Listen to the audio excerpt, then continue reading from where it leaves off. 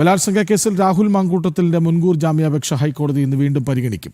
മുൻകൂർ ജാമ്യം നിഷേധിച്ച സെഷൻസ് കോടതി വിധിക്കെതിരെ നൽകിയ അപ്പീലാണ് ഹൈക്കോടതി ഇന്ന് പരിഗണിക്കുന്നത്.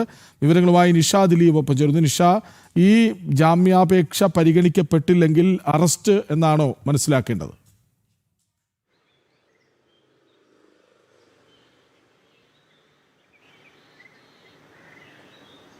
കൃഷ്ണരാജ്, അങ്ങനെ തന്നെയാണ്. കാരണം തിരുവനന്തപുരം സെഷൻസ് കോടതി ആദ്യത്തെ ബലാത്സംഗ കേസിൽ തിരുവനന്തപുരം സെഷൻസ് കോടതി ജാമ്യം തള്ളിയതിനു പിന്നാലെയാണ് രാഹുൽ മാങ്കൂട്ടത്തിൽ ഹൈക്കോടതിയെ സമീപിച്ചത്. രാഹുലിന്റെ മുൻകൂർ ജാമ്യാപേക്ഷ ഇതിനു മുമ്പ് ഹൈക്കോടതി പരിഗണിച്ചിരുന്നു. അന്ന് അറസ്റ്റ് തടയണമെന്ന് ഒരു ഉത്തരവായിരുന്നു ഹൈക്കോടതിയുടെ ഭാഗത്തുനിന്നുണ്ടായത്. അറസ്റ്റ് തടയണമെന്ന ഹൈക്കോടതി ഉത്തരവ് ഇന്ന് വരെയാണ്. എന്തായാലും ഇന്നിപ്പോൾ ജസ്റ്റിസ് കെ ബാബുവിൻ്റെ ബെഞ്ചാണ് രാഹുലിൻ്റെ ജാമ്യാപേക്ഷ പരിഗണിക്കുന്നത്. കേസിൽ വിശദമായി വാദം കേൾക്കണമെന്ന് വ്യക്തമാക്കിക്കൊണ്ടാണ് രാഹുൽ കോടതിയെ സമീപിച്ചിരുന്നത്. അറസ്റ്റ് താൽക്കാലികമായി ഹൈക്കോടതി വിലക്കിയിട്ടുണ്ട്. കഴിഞ്ഞ ദിവസം കേസ് പരിഗണിച്ചപ്പോൾ ഇന്നത്തേക്ക് കേസ് മാറ്റിവെക്കുകയായിരുന്നു. എന്തായാലും ഇന്ന് വരെയാണ് ഹൈക്കോടതി രാഹുലിൻ്റെ അറസ്റ്റ് തടഞ്ഞിരുന്നത്.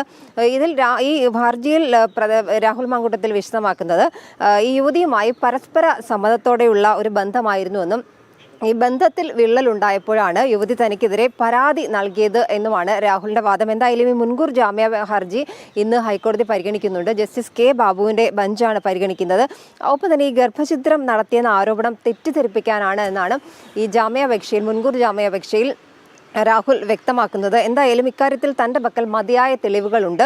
ഒപ്പം തന്നെ കസ്റ്റഡിയിൽ ചോദ്യം ചെയ്യേണ്ട ആവശ്യവുമില്ല. താൻ അന്വേഷണവുമായി ഏത് രീതിയിലും സഹകരിക്കാൻ തയ്യാറാണ് എന്നാണ് രാഹുൽ ഈ ഹർജിയിൽ പറയുന്നത്. ഒപ്പം തന്നെ ഈ രണ്ടാമത്തെ ബലാത്സംഗ കേസ് ബംഗളൂരുവിൽ പഠിക്കുന്ന 23-കാരിയായ വിദ്യാർത്ഥി നൽകിയ ആ ഒരു പരാതിയിൽ തിരുവനന്തപുരം സെഷൻസ് കോടതി തന്നെ രാഹുലിന് ജാമ്യം അനുവദിച്ചിരുന്നു. ഈ അന്വേഷണ ഉദ്യോഗസ്ഥന് മുന്നിൽ ഹാജരാകണമെന്ന ഒരു വ്യവസ്ഥയിലാണ് സെഷൻസ് കോടതി രാഹുലിന് ജാമ്യം അനുവദിച്ചത്. എന്തായാലും ഈ കേസിൽ ഡിസംബർ 10 കേസിൽ മുൻകൂർ ജാമ്യം 10 കേസിൽ മുൻകൂർ ജാമ്യം അനുവദിച്ചത്.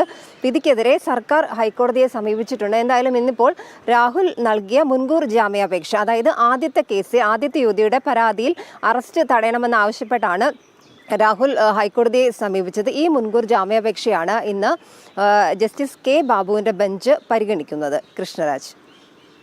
ബലാത്സംഗ കേസിൽ രാഹുൽ മാങ്കൂട്ടത്തിന്റെ മുൻകൂർ ജാമ്യാപേക്ഷ ഹൈക്കോടതി ഇന്ന് വീണ്ടും പരിഗണിക്കും. വിവരങ്ങൾ നൽകുകയായിരുന്നു നിഷ ദിലീപ്.